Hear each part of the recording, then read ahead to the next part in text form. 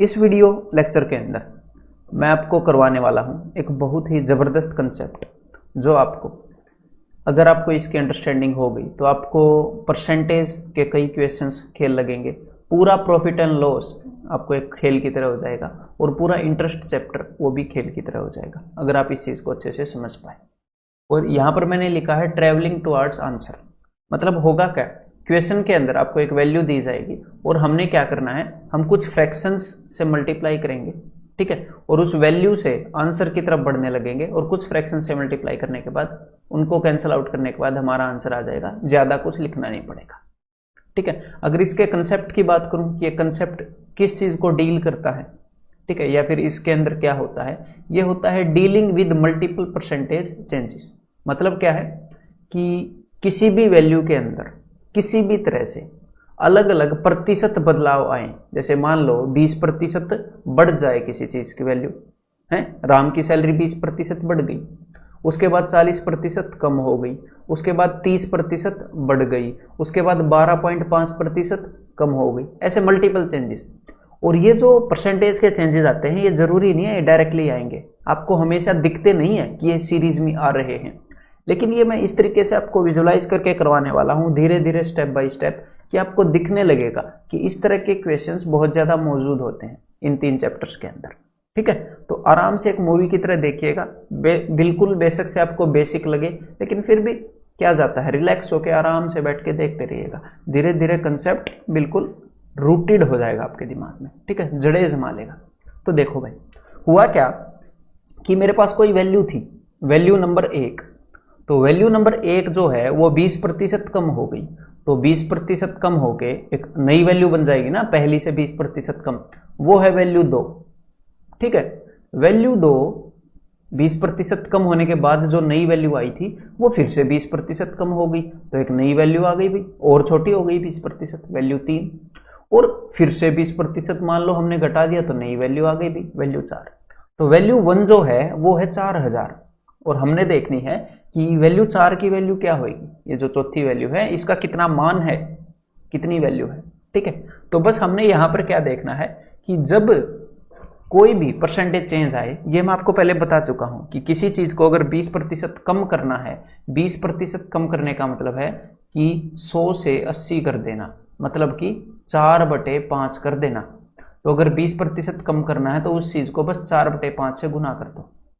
तो अभी मेरे पास जो यहां पर ये संख्या रखी है, जो नंबर रखा है, ये पहले वाली वैल्यू है, पहले वाली संख्या है। अगर इसको मैं 4/5 से गुणा करूंगा, मतलब कि 20% कम करूंगा, तो मेरे को ये बताओ, इसको सोल्व नहीं करना, बस मेरे को ये बताओ कि यहां पर इसको सोल्व करने के बाद ये जो आ जाएगा, इसकी जो भी इसका आंसर आएगा, उत्तर आएगा, वो क्या होगा, वो होगा, बिकॉज पहली वैल्यू को 20% कम करने के बाद दूसरी वैल्यू मिलती है, वो होगा वैल्यू 2। तो ये क्या है, वैल्यू 2, ठीक है।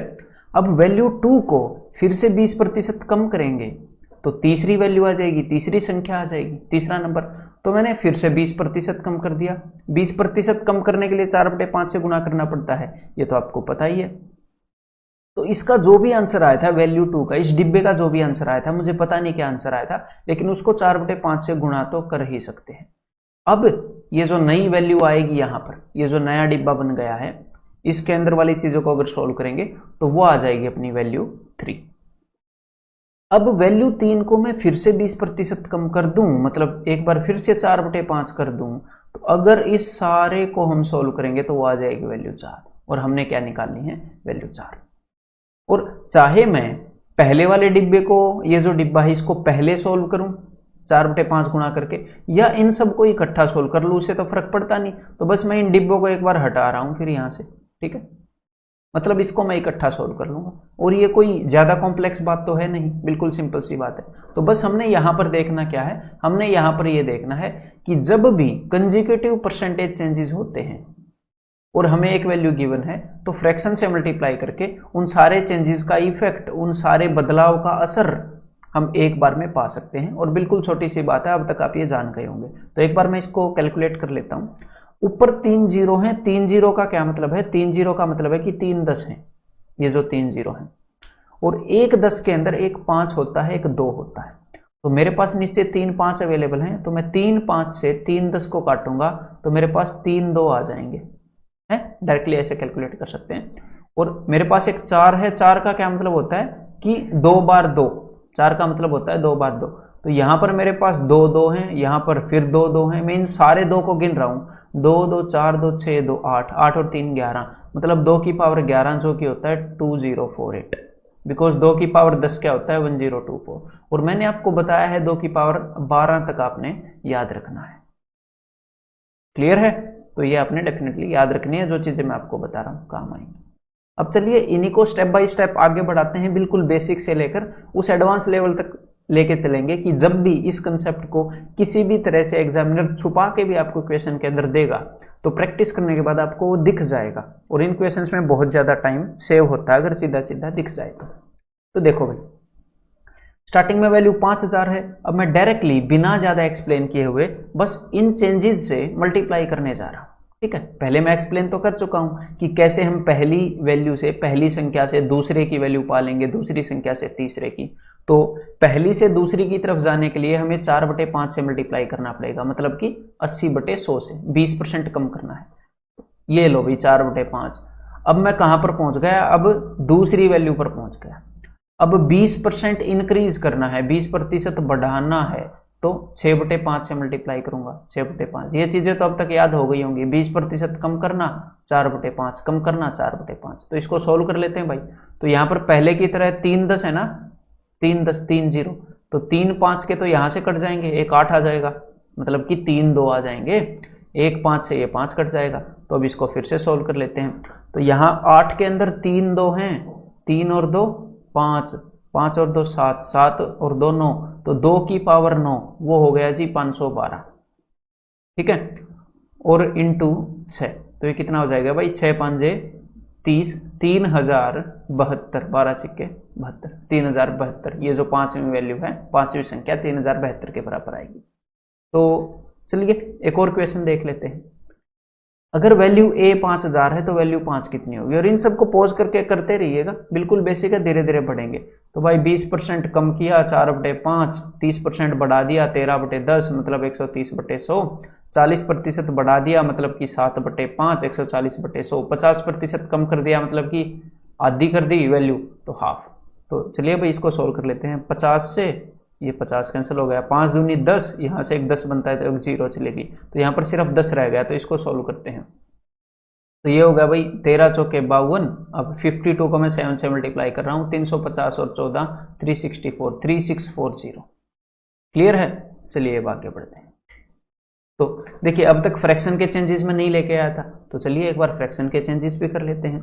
वैल्यू को, कोई वैल्यू है 10,240, उसको पहले 16.66% बढ़ाया गया, फिर 12.5% घटाया गया, 37.5% बढ़ाया गया, 6.25% घटाया गया। तो अब वैल्यू कितनी होगी? तो भाई 1/6 अगर वैल्यू को बढ़ाया गया तो वैल्यू हो गई खुद का 7/6 गुना। तो इसको मैं 7/6 से गुणा कर देता हूं। फिर उसको 1/8 घटाया गया तो वैल्यू हो गई 7/8, तो इसको 7/8 कर दिया गया। फिर 3/8 बढ़ गई, मतलब वैल्यू हो गई खुद की 11/8 गुना, तो ये लीजिए भाई 11/8 गुना। और उसके बाद वैल्यू 6.25 क्या है, 6.25 12.5 का आधा है, 12.5% का आधा है, सीधा सीधा अब आपको दिख रहा होगा। और 12.5 है 1/8, तो 1/8 का आधा है 1/16, तो वैल्यू को 1/16 घटाया जाएगा तो भाई 15/16 गुना हो जाएगी, तो ये हो जाएगी 15/16 गुना। तो चलिए अब इनको सोल्व कर लेते हैं हम जरा एक बार। तो भाई अब इसको मैं कैंसिल आउट कर रहा हूं, 3 5 जा 3 2 जा, तो इसको, हाँ ये 1024 है, 2 की पावर 10 है। तो नीचे एक बार देख लेते हैं, ये है 2 की 16 क्या है, 2 की पावर 4, 4 और 3 7 और 3 10, तो 2 की पावर 10 यहां से कैंसिल आउट कर दिया मैंने, और इस 2 से मैंने इसको कैंसिल आउट कर दिया, 2 5 जा। अब इसको भाई सारे को सोल्व कर लेते हैं। 7 5 35, और ये 7 और 5 35, ठीक है, इन दोनों को, और 35 का स्क्वायर करना काफी इजी है, एंड में 25 लिखना है और 3 को 4 से मल्टीप्लाई करना है। ये मैंने वैदिक मैथ की वीडियो डाल रखी है, उसके अंदर देख लीजिएगा, 3 चौके 12। और अब इसको 11 से मल्टीप्लाई करना भी इजी है, वैदिक मैथ की वीडियो के अंदर मैंने बताया है। ठीक है, अब देखिए भाई, इसको मल्टीप्लाई करते हैं, 5 2 7 2 2 4 3 और 1, तो 1 3 4 7 5 ये आ जाएगा। ठीक है, चलिए अब हम क्या करते हैं, ध्यान से सुनिएगा। अब तक मैं क्या कर रहा था, मैंने आपको एक वैल्यू बताई, उसके अंदर मैं कुछ चेंजेस बताता चला गया, ये चेंज हुआ, फिर ये चेंज हुआ, फिर ये चेंज हुआ। मैंने शुरू वाली वैल्यू बताई थी, उसके अंदर कुछ प्रतिशत बदलाव बताए थे, इतना परसेंट बदला, इतना परसेंट बदला, इतना परसेंट बदला। अब मैं क्या बता रहा हूं कि एक वैल्यू थी, मुझे पता नहीं कितनी थी, उसके अंदर कुछ बदलाव आए, लेकिन बाद में वो वैल्यू इतनी हो गई 6400। अब आप क्या करोगे, ध्यान से मेरी बात को सुनिएगा। अब हम यहां से उल्टे चलेंगे। उल्टे कैसे चलेंगे, आपने ये देखना है कि जब तीसरी वैल्यू 20% कम होकर चौथी बनी, इस तीर का मतलब क्या है, ऐसे चौथी बनी 20%, ये जो चेंज आया है ये इधर से उधर आया है। अगर किसी वैल्यू को 20% कम करना है तो हम किससे मल्टीप्लाई करते हैं, 4/5 से। मतलब अगर मेरे पास तीसरी वैल्यू है और मुझे चौथी वैल्यू चाहिए, तो मैं क्या करूंगा, तीसरी वैल्यू है, चौथी वैल्यू चाहिए, तो 4/5 से गुणा करूंगा। लेकिन मान लो मेरे पास तीसरी वैल्यू नहीं है, चौथी वैल्यू है, तो चौथी वैल्यू से मुझे तीसरी चाहिए, चौथी से तीसरी चाहिए, तो उल्टी चीज से गुणा करूंगा, रेसिप्रोकल से 5/4 से मल्टीप्लाई करूंगा। ठीक है, क्लियर है, बस आपने यही चीज देखनी है। अगर मैं बोलता हूं यहां पर 8 है, यहां पर 16 है, यहां से वहां जाने के लिए आपको डबल करना पड़ेगा, तो यहां से यहां पर आपको आने के लिए हाफ करना पड़ेगा। ये सिंपल सी बात है, ठीक है, कॉमन सेंस। तो चलिए भाई, अब हम इस चेंज को देखेंगे। बस ये मत कर देना, कई बार स्टूडेंट ये गलती कर देते हैं कि यहां से वहां जाते हुए 20% घट रहा है, तो यहां से यहां आते हुए 20% बढ़ रहा है बोल देते हैं। ऐसे नहीं करना, 20% घट रहा है वाली फ्रैक्शन से डील करना है। 20% घटने का क्या मतलब है, 4/5, उसको उल्टा करना है, 5/4। हमारे पास चौथी वैल्यू थी, अब मैं तीसरी पर आ गया ऐसा करने से। अगर हमारे पास तीसरी वैल्यू होती, उसको 4/5 करता, तो मैं चौथी पर चला जाता। अब तीसरी वैल्यू आ गई, यहां पर क्या था, दूसरी वैल्यू को 4/5 गुना करके तीसरी आ रही थी ये, लेकिन मुझे तो उल्टा आना है ना भाई, मेरे पास तीसरी है, दूसरी चाहिए, तो 4/5 की बजाय उलट दो, इसको उल्टा कर दो, 5/4 से गुना कर दो। अब आप दूसरी वैल्यू पा चुके हो, इसको सोल्व करोगे तो दूसरी वैल्यू आएगी, लेकिन हमें तो और आगे जाना है, दिल्ली दूर है अभी। तो 4/5 बन रहा है, 20% कम करना मतलब, तो फिर से 5/4 से गुना कर दिया, तो दैट्स इट। 4 का क्यूब क्या होता है, 64। यहाँ पे फिर से सोल्व कर लेते हैं, 5 का क्यूब क्या है, 125 और 2 0। ठीक है, अब इसको एक बार ट्राई कीजिएगा। जस्ट आपने क्या करना है, इससे मल्टीप्लाई करना है, बस फ्रैक्शन से, और कुछ नहीं करना है। और उम्मीद करता हूं ये सारी बातें आप मान रहे होंगे। तो देखो भाई, किसी चीज को 25% बढ़ाना मतलब 5/4 से गुणा करना, यहां से वहां जाने के लिए 5/4 से गुणा करना पड़ेगा, लेकिन हमारे पास 5वीं वैल्यू है, चौथी पर आने के लिए इसको उलट दो, 4/5 से गुणा कर दो। 20% घटाना मतलब 4/5 से गुणा करना, यहां से वहां जाने के लिए 4/5 से गुणा करना पड़ेगा, लेकिन मेरे को तो उल्टा आना है, चौथी वैल्यू है मेरे पास, तीसरी चाहिए, तो 4/5 का उल्टा 5/4। ठीक है, 20% बढ़ाना मतलब 6/5 से गुणा करना, लेकिन मेरे को उल्टा आना है तो 5/6। 20% घटाना मतलब 4/5 से गुणा करना, लेकिन मेरे को तो उल्टा आना है तो 5/4। तो 5/4 से 4/5 तो कैंसिल हो गया, सीधा सीधा दिख रहा है हमें। एंड 6 4 जा 24, 24 होता है ना, और 24 का स्क्वायर आपको यहां पर दिख रहा है, तो सिर्फ एक 24 बचेगा ऊपर। ठीक है, तो चलिए भाई, तो अब ये कितना हो गया, 24 5 120, 24 5 जा 120, और 120 इंटू 5 600, और एक और 0, तो आंसर क्या हो गया, 6000। तो चलिए अब एक बार ये ट्राई कर लीजिएगा। एक बार इसके ऊपर आपकी पकड़ जम जाए, धीरे धीरे हम बढ़ते रहेंगे, फिर क्वेश्चंस को देखना आप कैसे हवा में उड़ाएंगे डायरेक्टली। तो 50% कम होना मतलब कि हाफ हो जाना, तो मैंने डबल कर दिया। 40% ज्यादा मतलब 7/5 से गुना, तो मैंने 5/7 कर दिया। 30% ज्यादा मतलब 13/10 से गुना, तो मैंने 10/13 कर दिया। 20% कम मतलब 4/5, तो मैंने 5/4 से गुना कर दिया। अब इसको सोल्व कर लेते हैं एक बार। तो इस 2 से ये मैंने 2 पर काट दिया, 13 से कैंसिल आउट करते हैं भाई, 13 दूनी 26, 13 8 104, ये देन 7 दूनी 14, 7 और जो 14 होता है ना, 14 दूनी 28, तो एक 10 तो मेरे पास ऑलरेडी है, इस 5 और इस 2 को मिलाऊंगा तो एक और 10 हो जाएगा।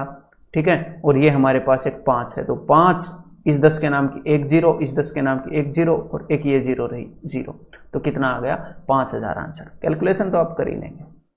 हाँ, अब ये देखो भाई, हमारे पास 980 है, 27.27% कम करना मतलब कि 9 का टेबल है तो नीचे 11 आएगा, मतलब कि 3/11 कम करना, 3/11 कम करना मतलब 8/11 से मल्टीप्लाई, यहां से यहां आते हुए 8/11 से मल्टीप्लाई, लेकिन हमें तो उल्टा जाना है तो 11/8। देन 3/8 बढ़ाना, 3/8 बढ़ाने का मतलब है कि 11/8 से मल्टीप्लाई, लेकिन हमें तो उल्टा जाना है तो 8/11। 12.5% घटाना मतलब 7/8 से गुणा करना, हमें उल्टा जाना है तो 8/7। 16.66% बढ़ाना मतलब 7/6 से गुणा करना पहले नंबर को, लेकिन हमें उल्टा जाना है तो 6/7। अब इसको सोल्व कर लेते हैं। 8/11 से 8/11 कैंसिल, 7 7 जा क्या होता है, 7 7 49, 49, 49 दूनी 98, तो 8 छिके 48, 48 दूनी 96, क्या आंसर आ गया 960। अब आगे बढ़ते हैं, ठीक है। चलिए भाई, अब हमारे सामने कुछ एक्चुअल क्वेश्चंस है, बिकॉज एग्जाम में एग्जामिनर आपको ऐसे क्वेश्चन नहीं देगा, इस टाइप के क्वेश्चंस देता है। तो अब ये क्वेश्चंस बिल्कुल बेसिक है, बिकॉज मैंने आपको जो बिल्कुल बेसिक बात बताई है वो इनके ऊपर लागू होने वाली है। अब देखिएगा एग्जामिनर ने आपको क्या बताया, the population of A village is 5000, किसी गांव की जनसंख्या 5000 है, and it increases at the rate of 20% per annum. मतलब देखो यहां पर इस गांव की जनसंख्या है 5000, ये 20% बढ़ी एक साल, ठीक है, बढ़ गई, पता नहीं कुछ ना कुछ हो गई होगी, ये फिर से 20% बढ़ी क्योंकि हर साल 20% बढ़ती है। अब वो बोल रहा है यहां पर ये पॉपुलेशन कितनी है, तो अब तक आपने इन्हीं से डील किया है कि अगर पॉपुलेशन को 20% बढ़ाना है, 2 बार 20% बढ़ाना है ना, 2 बार 20% बढ़ी, और अब तक ऐसे इक्वेशन कर रहे थे। तो जब भी किसी चीज को 20% बढ़ाना है तो 6/5 से गुणा करना है। 6/5 कैसे आया, 120/100, तो बस पाँचों पाँचों 25, 5 5 जा 25, 25 2 जा 6 6 जा 36, और 36 2 जा 7200, ठीक है। तो एक तो जो अब तक मैंने आपको बेसिक मेथड बताया है कितने गुना हुआ, इससे डील कर सकते हैं। अदरवाइज हम खुद उस पॉपुलेशन को एक एक साल करके बढ़ा भी सकते हैं। इस टाइप के क्वेश्चन में अगर वैल्यूज सिंपल हैं तो ज्यादा उसमें भी ज्यादा जोर नहीं लगता।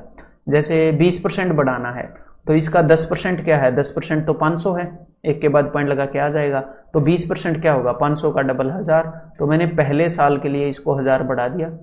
एक साल के लिए पॉपुलेशन कितनी होगी, एक साल के बाद 6000।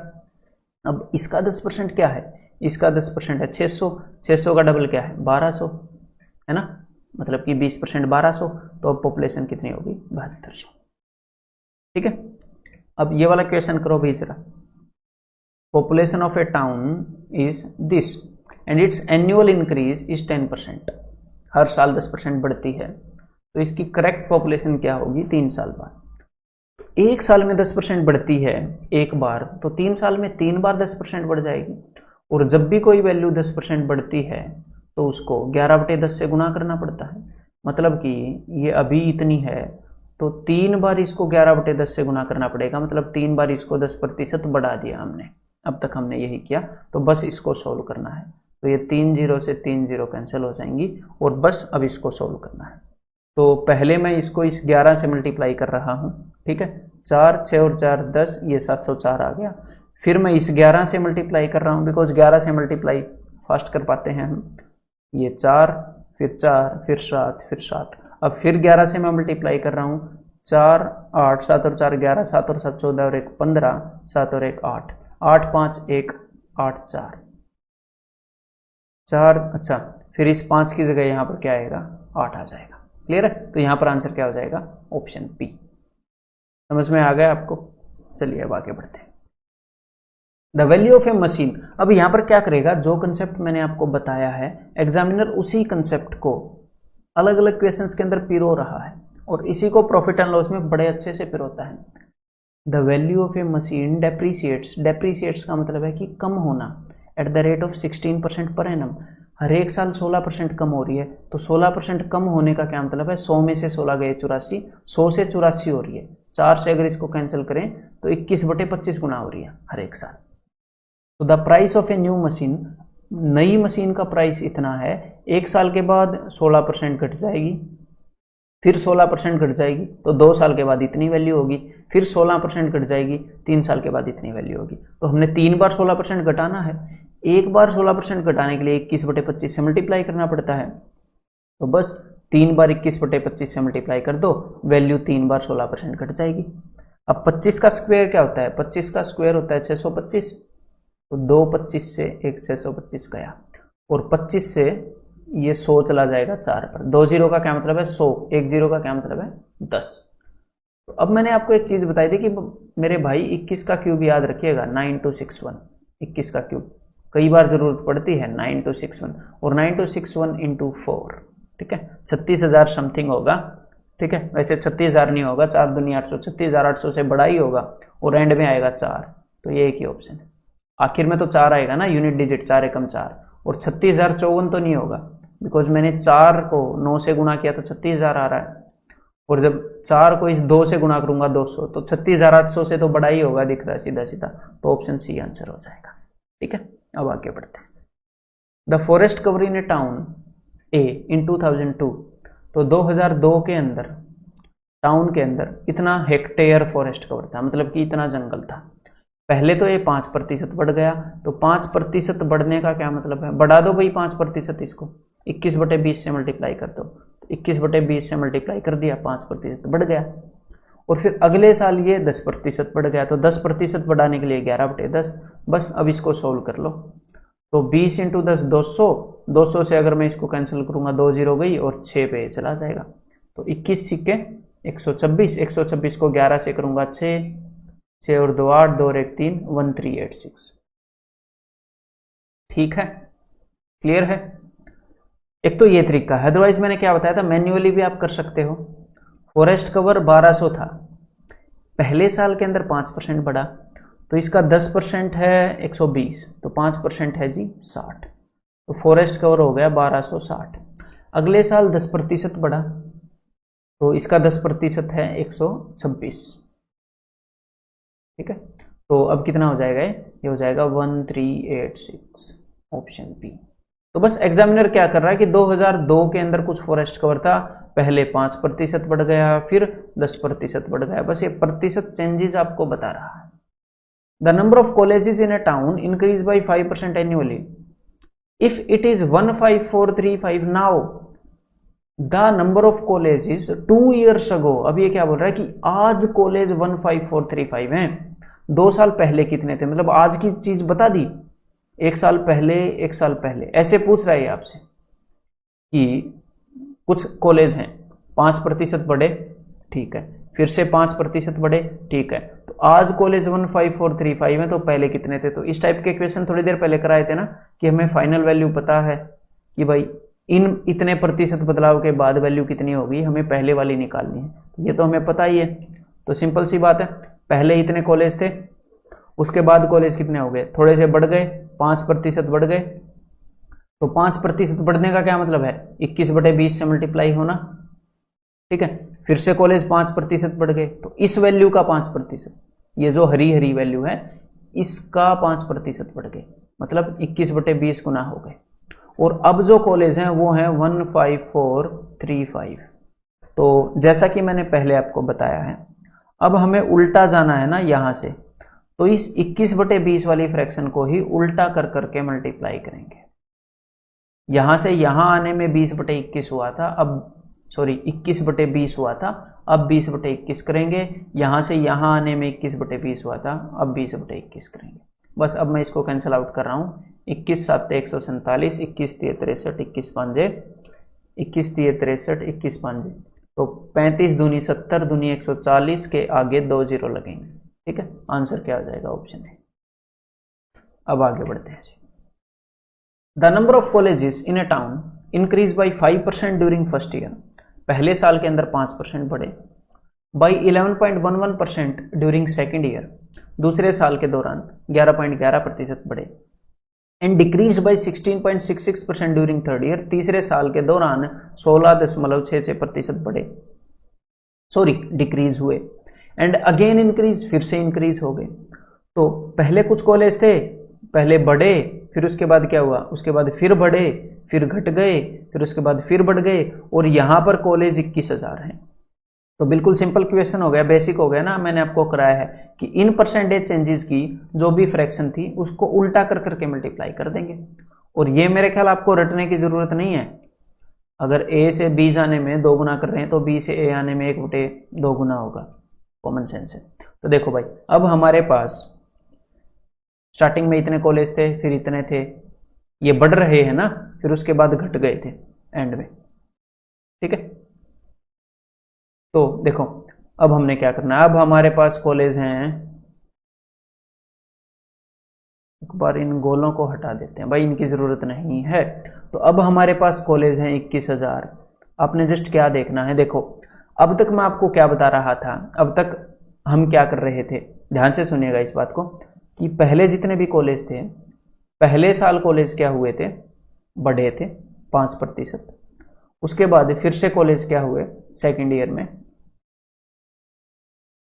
And by 11.11% during second year, मतलब ये भी बढ़े थे, फिर से 11.11% बढ़े, उसके बाद फिर से घट गए, उसके बाद फिर से बढ़ गए। तो अब तक मैं क्या कर रहा था, पहले आपको बोल रहा था इस फ्रैक्शन को, इस फ्रैक्शन को, इस फ्रैक्शन को, इस फ्रैक्शन को, ये तो वैसे ही समझाने के लिए बोल रहा था, लेकिन आप a को b से गुणा करो या b को a से गुणा करो, मतलब आगे पीछे रख दो इनको, बेशक कोई फर्क नहीं पड़ता है।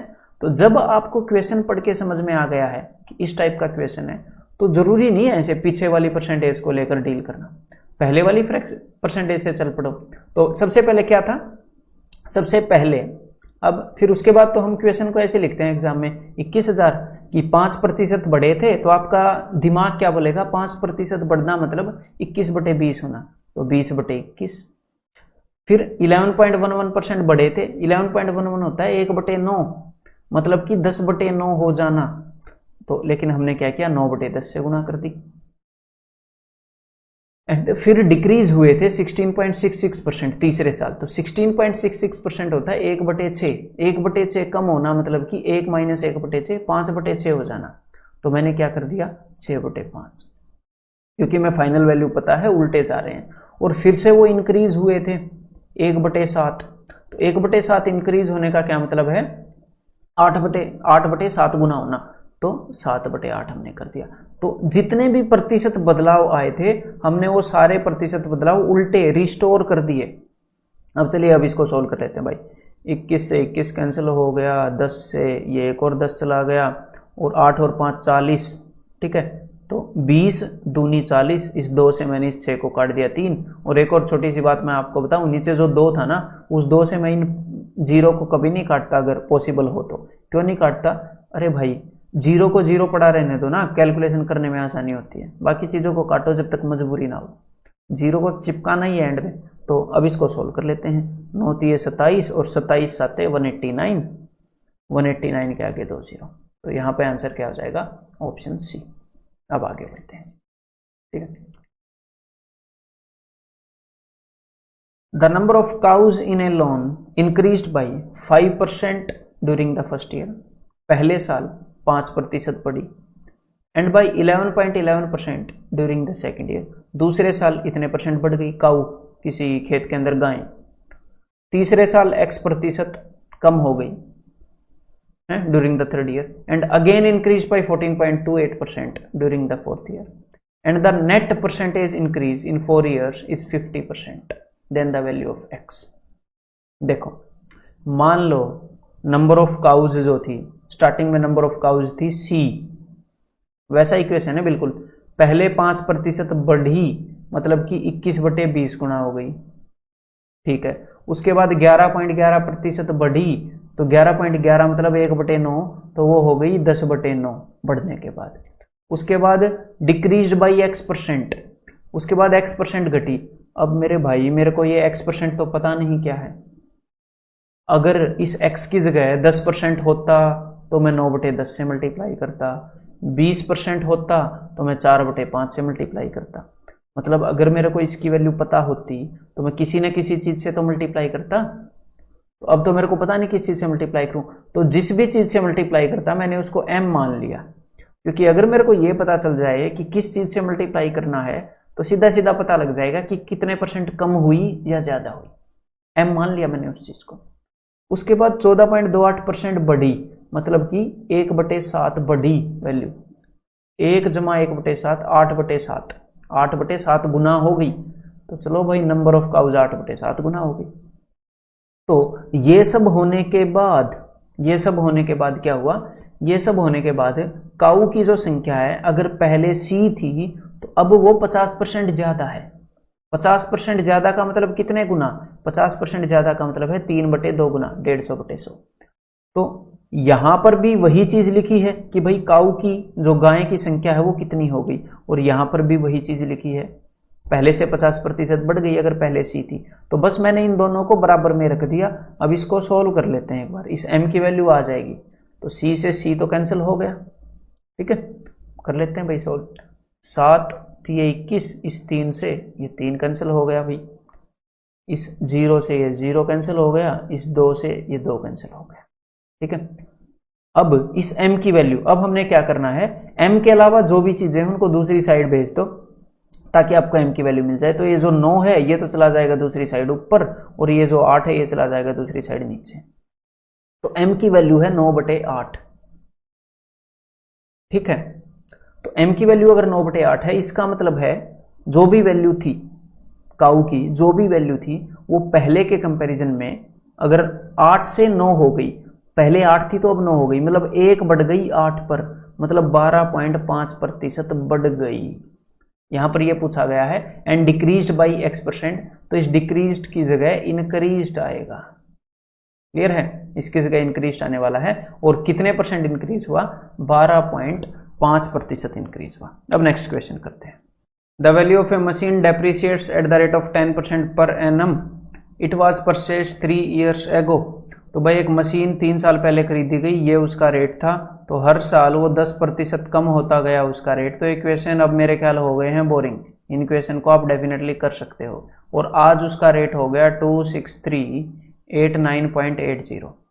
तो 3 साल पहले कितना उसका रेट था? तो बिल्कुल ही बोरिंग हो गए हैं, क्योंकि हमें पता है कि जब भी 10% घटाना है चीज को 9/10 से गुना करना होता है, लेकिन हमारे पास तो भाई फाइनल वैल्यू है।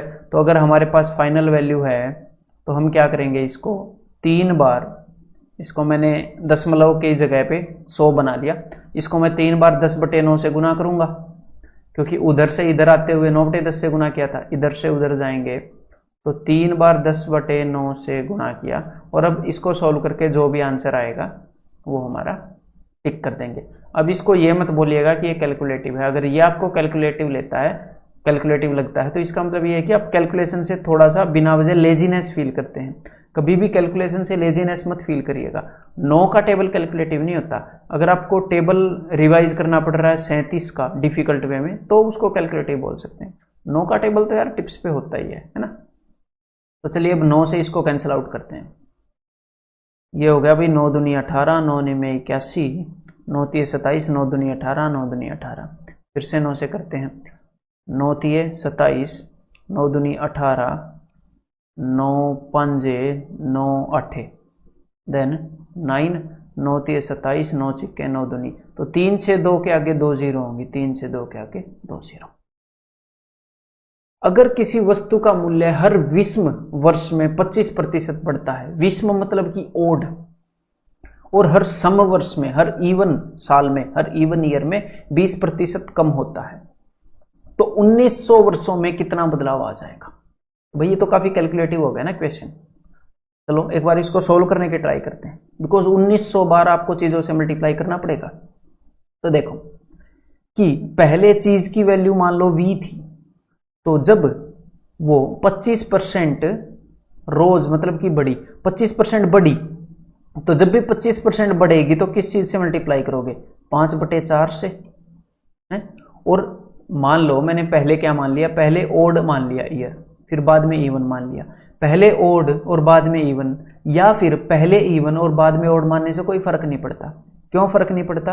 क्योंकि 1900 सालों के अंदर आधे ओड आएंगे, आधे इवन आएंगे। वो कभी भी आपको एग्जामिनर ऐसे नहीं बोलेगा 1901, और अगर आपको 1901 ऐसे बोलेगा तो वो ये भी बताएगा कि पहले ओड ईयर आया था या पहले इवन ईयर आया था, तो हमें पता लग जाएगा ना कौन सा एक ज्यादा है। क्लियर है मेरे भाई?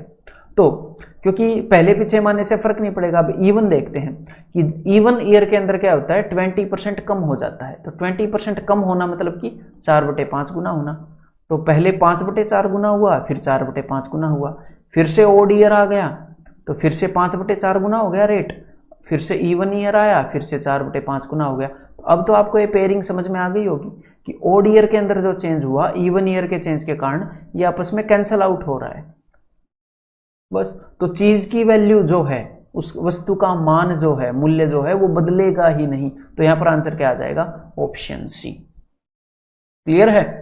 और कुछ स्टूडेंट तो हो सकता है 1900 वर्ष देख के ही ऐसे सोचे कि भाई ये तो काफी कैलकुलेटिव हो गया। तो एक बार स्टेटमेंट को समझिएगा आराम से और क्वेश्चन को फॉलो कीजिएगा। अगर कभी कभी क्वेश्चन नहीं भी आपको पता लगता है कि कैसे सोल्व होगा, हमेशा क्वेश्चन का, ये भी आपको मैं एक बात बता दूं कि हमेशा क्वेश्चन की जब स्टार्ट करते हैं तो हर एक क्वेश्चन का एंड नहीं दिखता होता हमें, हर एक कि भाई किस रास्ते से फॉलो करूंगा, ये रास्ता हर एक बार नहीं दिखता होता, कई क्वेश्चंस के अंदर दिखता है। लेकिन जब हम सोल्व करना स्टार्ट कर देते हैं, हमें स्टेटमेंट समझ में आ जाती है, तो आगे का रास्ता दिखता रहता है बस। ठीक है, मतलब ये कैसा एग्जाम्पल है? ये ऐसा एग्जाम्पल है कि आप रात को टॉर्च लेके जा रहे हो, तो आपको सिर्फ टॉर्च से सिर्फ उतना दिख रहा है जितना एक टाइम पर आपको देखने की जरूरत है बस। ठीक है, धीरे धीरे आप आगे बढ़ते जाओगे, आपको आगे रास्ता नजर आता जाएगा। तो सिमिलरली ऐसे भी कई क्वेश्चंस करने पड़ते हैं। आगे, आफ्टर 3 सक्सेसिव रेजिस, सक्सेसिव रेजिस का मतलब है कि 3 बार बढ़ोतरी की गई, बढ़ाई गई आफ्ताब की सैलरी। तो अब आफ्ताब की सैलरी इतने गुना हो गई ऑफ हिज इनिशियल सैलरी। ठीक है, पहले जो उसकी सैलरी थी उससे इतने गुना हो गई। By what percentage was the salary raised the first time? पहली बार तो देखो भाई, उसकी जो भी सैलरी थी उसको कुछ परसेंट बढ़ाया गया। यहां पर 3 सक्सेसिव रेजिस बोली है, फिर उसको कुछ परसेंट बढ़ाया गया, फिर उसको कुछ परसेंट बढ़ाया गया, और जब उसको इतने परसेंट बढ़ा दिया गया तो पहले वाली सैलरी की इतनी गुना वो हो गई। तो ये बोल रहे हैं कि पहली बार फर्स्ट टाइम जो उसकी सैलरी थी वो कितने परसेंट बढ़ाई गई, इफ अगर the third rise was twice as high as the second, कि तीसरी बार जब सैलरी को बढ़ाया गया तो वो 2 गुना हाई था। किस चीज में? परसेंटेज में। किससे हाई था? सेकेंड राइज से। मतलब कि अगर सेकेंड टाइम x% बढ़ाया गया तो तीसरी बार 2x% बढ़ाया गया। तीसरी बार जो चेंज था वो दूसरी बार वाले चेंज से डबल था परसेंटेज में।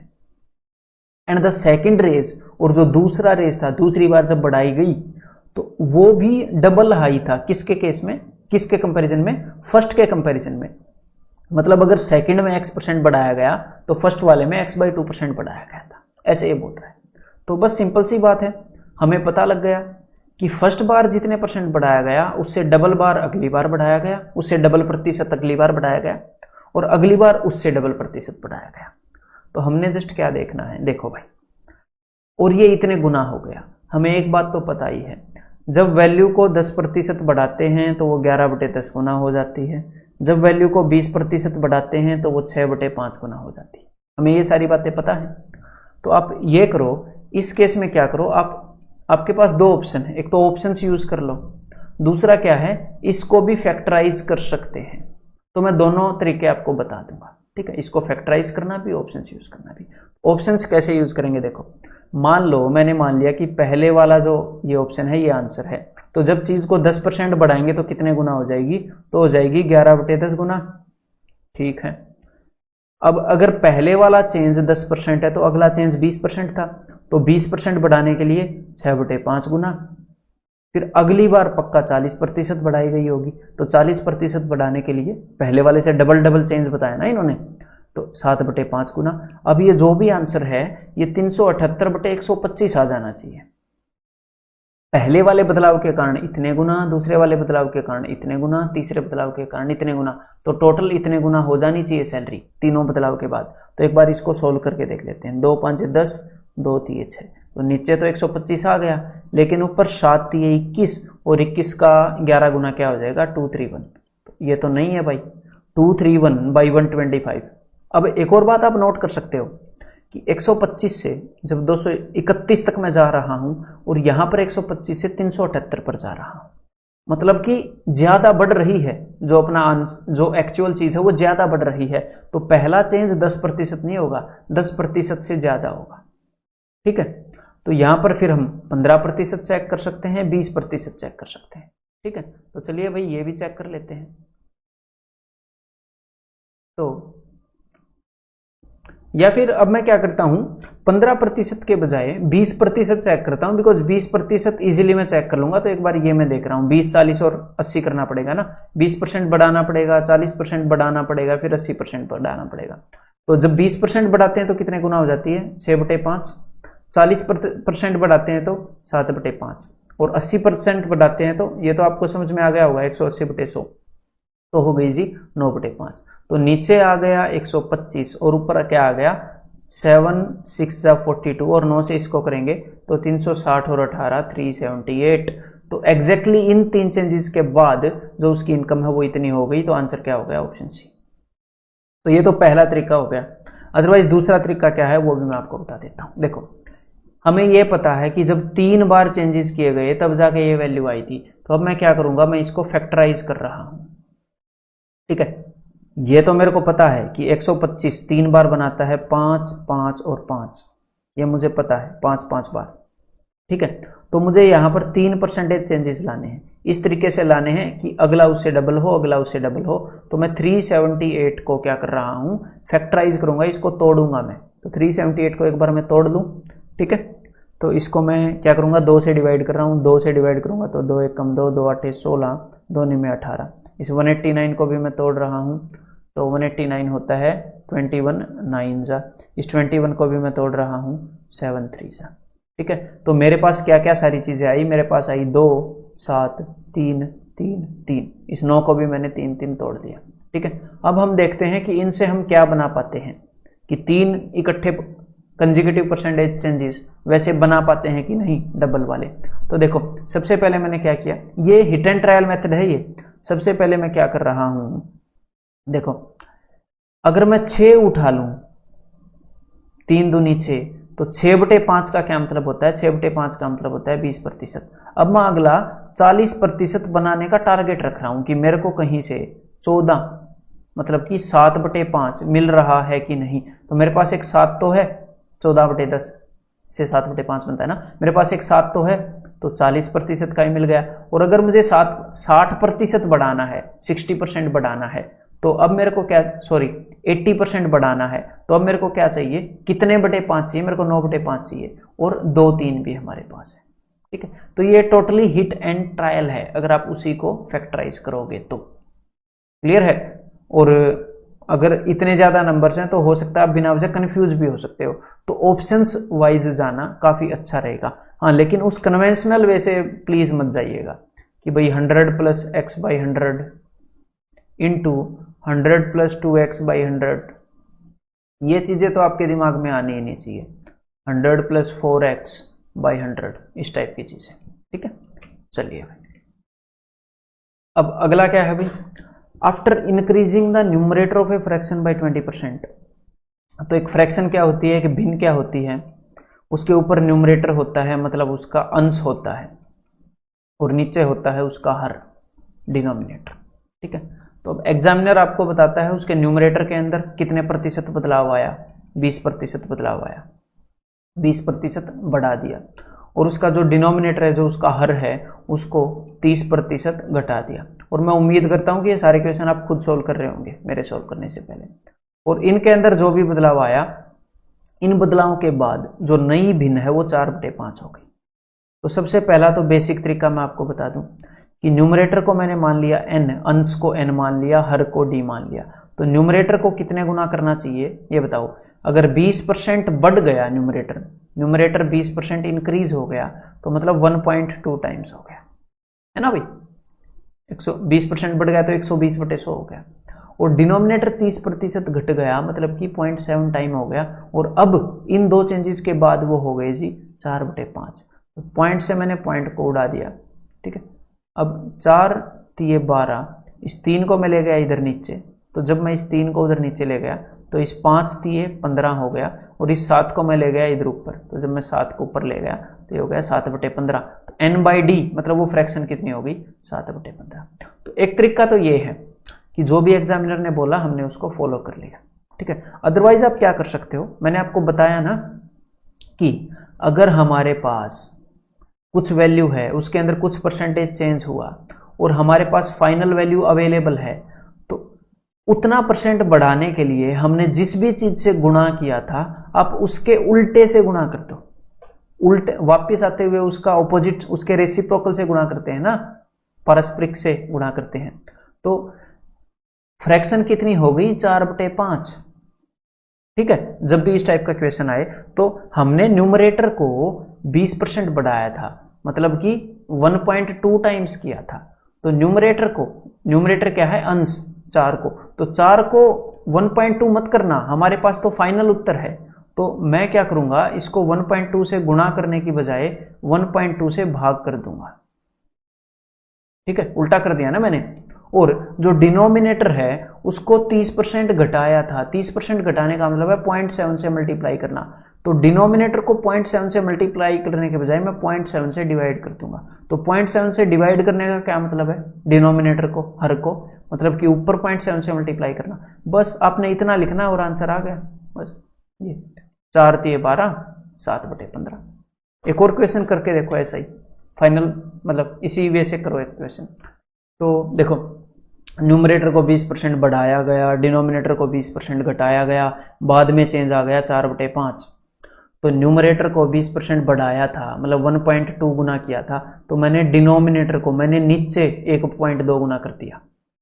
अंश को बढ़ाया था, अंश को मल्टीप्लाई करना था ना, मैंने अंश को 1.2 से डिवाइड कर दिया क्योंकि पहले मल्टीप्लाई किया गया। और जो डिनोमिनेटर है उसको 0.8 गुना किया गया घटा के, तो मैंने डिनोमिनेटर को 0.8 गुना करने की बजाय 0.8 गुना से उसको डिवाइड कर दिया, मतलब ऊपर 0.8 गुना कर दिया। तो अब ये तो आपको सीधा सीधा दिख रहा होगा, 4 × 12, मतलब कि पहले फ्रैक्शन 8/15 था। तो अब हम कर क्या रहे हैं कि जो भी चेंजेस आए थे उनको रिवर्स कर रहे हैं, उनको पलट रहे हैं। अगर कोई आपको ये बोले कि किसी चीज में 2 जोड़ने के बाद हमें 10 मिला, तो वो चीज क्या थी, तो आप क्या करते हो, 10 में से 2 को घटा देते हो। जो भी उसने बोला कि ये करने के बाद मिला, आप उससे उल्टा कर देते हो।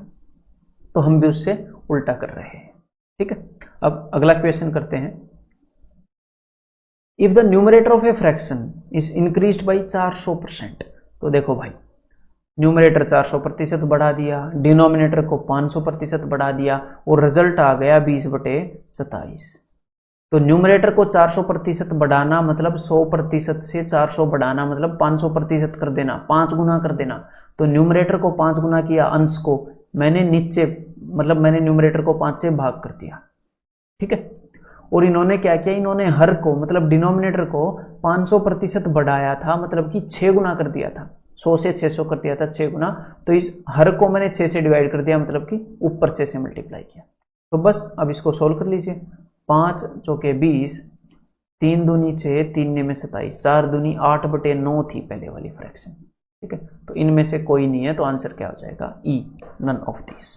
ठीक है, अगला क्वेश्चन तो अब इजीली कर लेंगे, मैं इसको पढ़ूंगा भी नहीं। देखो 33/64, न्यूमरेटर को, किसी फ्रैक्शन के न्यूमरेटर को 1/4 बढ़ा दिया गया। तो 1/4 बढ़ाने का क्या मतलब है कि 5/4 गुना कर देना। तो देखो, न्यूमरेटर को 5/4 गुना किया था, मैं नीचे 5/4 गुना कर रहा हूं, मैं उल्टा कर रहा हूं। ऊपर किया था उन्होंने, मैंने नीचे कर दिया, मतलब कुल मिला के क्या बात है, उन्होंने ऊपर मल्टीप्लाई किया था, मैंने भाग कर दिया, तो 5/4। ठीक है, अब क्या किया, डिनोमिनेटर को डिक्रीज किया 1/3 से। तो 1/3 से डिक्रीज करने का क्या मतलब है, 2/3 गुना कर देना। तो डिनोमिनेटर को 2/3 गुना किया था, मैं 3/2 कर देता हूं। तो डिनोमिनेटर को 3/2 गुना, मतलब कि ये 2 कहां पर चला जाएगा, ऊपर। अब इसको सोल्व कर लो, पहले जो भी फ्रैक्शन था वो आ जाएगा। तो 4 दूनी 8, 8 से ये 8 पर जाएगा, 3 से ये जाएगा भाई 11 पर। तो उत्तर क्या आ गया, 11/40, मतलब कि ऑप्शन डी। ठीक है, अब आगे बढ़ने से पहले मैं आपको एक आधी और अंडरस्टैंडिंग कराना चाहूंगा। बस इस टाइप के क्वेश्चन खत्म हो गए और इस अंडरस्टैंडिंग को हम काफी डिटेल में आगे यूज करने वाले हैं। लेकिन एक बात ध्यान से सुनिएगा, वही जो मैंने आपको ट्रैवलिंग की चीज बताई ना, आंसर की तरफ ट्रैवल करना, उसको एक और लेवल पर मैं लेके जाना चाह रहा हूं।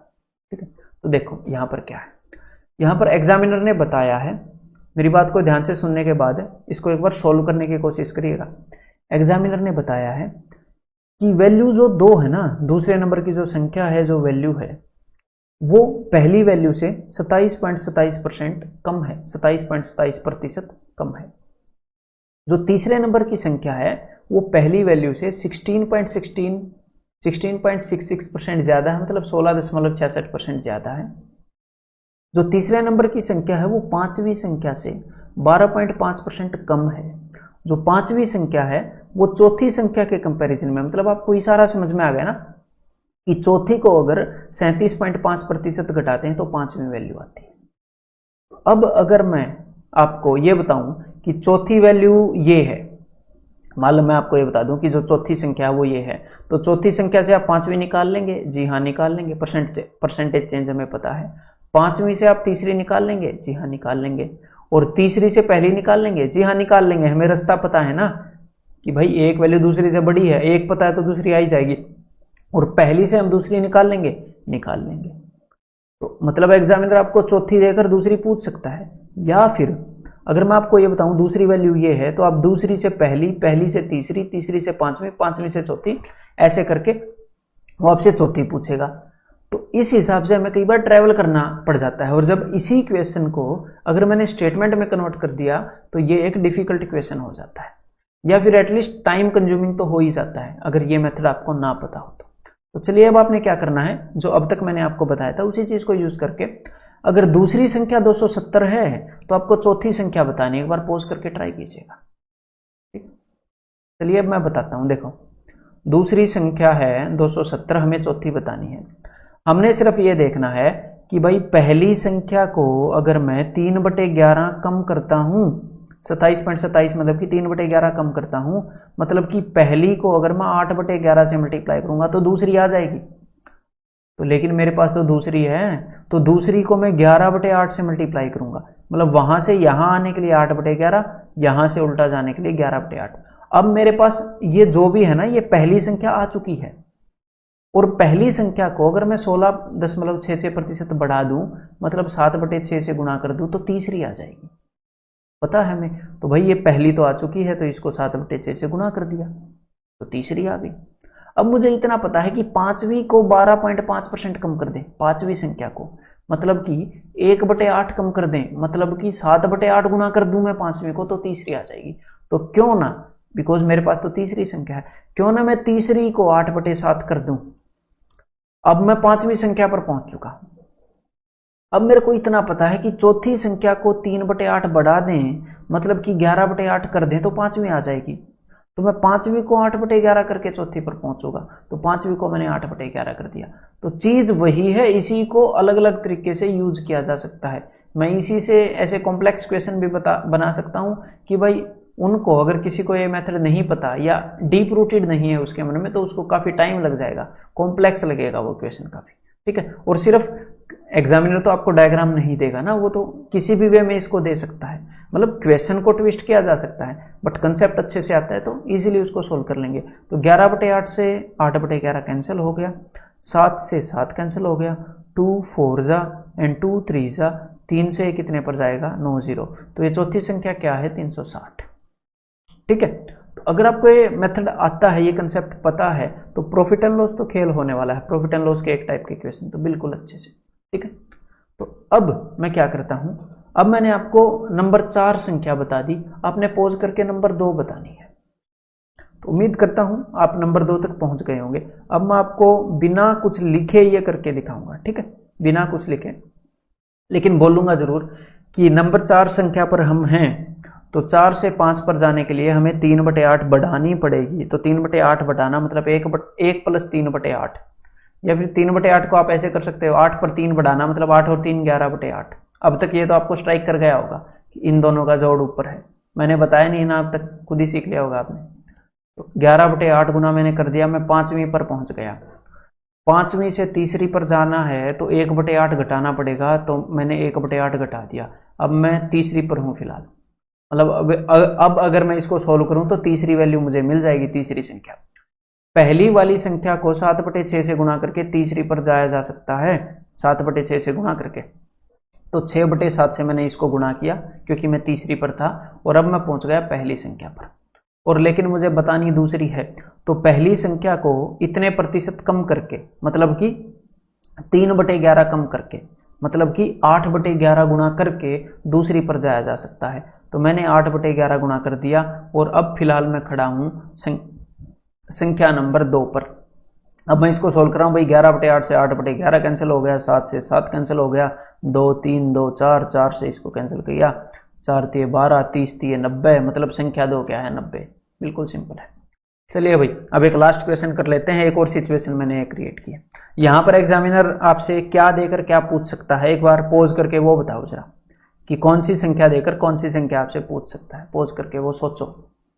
देखो संख्या नंबर 1 अगर हमें पता है तो हमें चौथी तो सीधी सीधी पता लगी जाएगी, चौथी पता है तो पांचवी पता लग जाएगी, ये रास्ता दिया हुआ है ना, ये पुल है। अगर पांचवी पता है तो तीसरी पता लग जाएगी, तीसरी पता है तो दूसरी पता लग जाएगी, मतलब पहली देकर दूसरी पूछेगा या फिर दूसरी देकर पहली पूछेगा। इससे ज्यादा तो एग्जामिनर इस क्वेश्चन में, इस टाइप की सिचुएशन में कुछ कर ही नहीं सकता। और मैंने पता है क्या किया, मैंने तो मेरे भाई 1 2 3 4 5 चीजें आपके सामने ले ली, 5 नंबर। कभी भी एग्जामिनर ने आज तक 5 सिचुएशंस को लेकर क्वेश्चन क्रिएट नहीं किया है।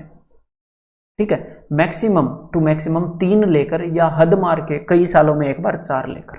ठीक है, और जो प्रॉफिट एंड लॉस है, प्रॉफिट एंड लॉस अगर मैं आपको बताऊं, लाभ और हानि, एक रेट पर हम खरीदते हैं कॉस्ट प्राइस पर, दूसरे रेट पर हम बेचते हैं, और एक रेट होता है जो हम चीज पर लिख देते हैं। तो प्रॉफिट एंड लॉस पता है क्या है, एक खेल है 3 संख्याओं के बीच में परसेंटेज के रिलेशन का। यहां पर हम तो 5-5 से डील कर रहे हैं। प्रॉफिट एंड लॉस क्या है, एक संख्या दूसरे से कुछ परसेंट ज्यादा होती है, दूसरे से कुछ परसेंट कम होती है, दूसरे से कुछ ज्यादा होती है, बस उसी का खेल है। तो उसको इजीली डील कर लेंगे अगर ये चीजें आप कंसेप्चुअली समझ रहे हैं तो अब मैंने यहां पर आपको क्या बताया, मैंने दूसरी वैल्यू बता दी आपको 300। इस वीडियो लेक्चर का लास्ट क्वेश्चन है। ठीक है, तो एक बार ये और कर देना भाई। तो और आपने बतानी है पहली। तो देखो भाई अब लिखेंगे नहीं कुछ, लिखना मतलब कि ज्यादा एक्सप्लेनेटरी वे में नहीं लिखेंगे। दूसरी संख्या पता है, इसको 7/6 से गुणा करना, मतलब इतने प्रतिशत बढ़ाकर तीसरी मिल जाएगी, तो 7/6 से कर दिया। उसके बाद पांचवी को 7/8 से गुणा करके तीसरी मिलेगी, पांचवी को 7/8 से गुणा करके, तो तीसरी को 8/7 से गुणा कर दूं। ओके भाई, पांचवी पर पहुंच गया भाई मैं। अब चौथी को 11/8 से गुणा करके पांचवी मिलेगी, चौथी को 11/8 से गुणा करके, तो इसको मैंने 8/11 से कर दिया। ये लो भाई, अब मैं चौथी पर पहुंच गया भाई। और अगर आपको मैं बोल रहा हूं ये समझ में नहीं आ रहा, तो क्या करो, आराम से रोक रोक के वीडियो को पॉज कर करके सोचो, बिकॉज मैं बिल्कुल बेसिक वे में बता रहा हूं। ठीक है, और पहली को 3/11 कम करके, मतलब कि 8/11 गुना करके चौथी मिलेगी, तो चौथी संख्या को 11/8 गुना करके पहली मिल जाएगी। चौथी पर तो मैं हूं ही, 11/8 गुना कर दिया तो अब मेरे को पहली मिल गई। 8/11 से 11/8 कैंसिल हो गया, 7 से 7 कैंसिल हो गया, 4 3 और 3 से ये 100 पे, तो भाई ये क्या हो गया, ये हो गया 400। That's it. तो चलिए भाई, अगर आपकी अंडरस्टैंडिंग अच्छी डेवलप हो रही है तो आप क्या करिए, क्वेश्चंस को प्रैक्टिस करते रहिएगा। जो भी आपकी एक्सरसाइजेज आपको टाइम टू टाइम मिल रही हैं, एक बार इस कोर्स में कुछ हद तक आप पहुंच जाएंगे तो पीडीएफ भी आपको प्रोवाइड कर दी जाएंगी, ताकि फिर से रिवीजन आप अच्छे से कर पाएं।